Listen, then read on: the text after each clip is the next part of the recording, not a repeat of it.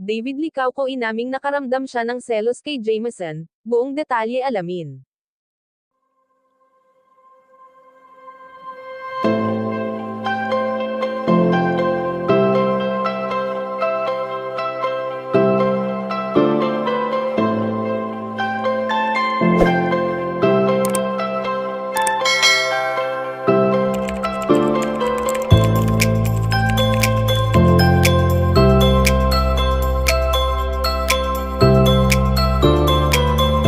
Bising-busy si Barbie Forteza sa inihahanda niyang teleserye na siya mismo ang bida na kamakailan nga lang nang lumipad ito papuntang Korea na kung kailan ay hindi na sila nagkita ng kanyang ginoo na si David Licauco.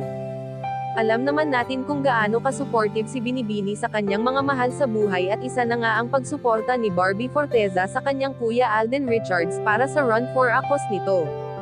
Sa kung ano ang nakikita natin sa dalaga ay ito na talaga siya ang maganda at syempre ang maganda pa sa kanya ay ang kanyang kalooban na sadyang napakabuti lalong-lalo na sa mga bata na kanyang nakasama.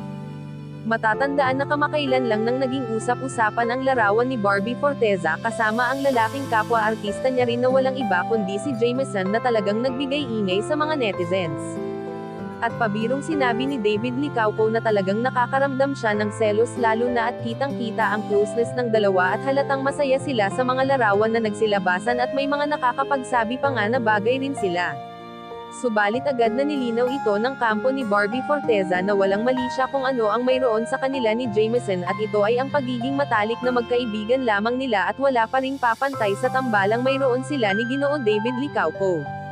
Kayo mga kachika, anong masasabi nyo dito? Please leave the comment and don't forget to subscribe.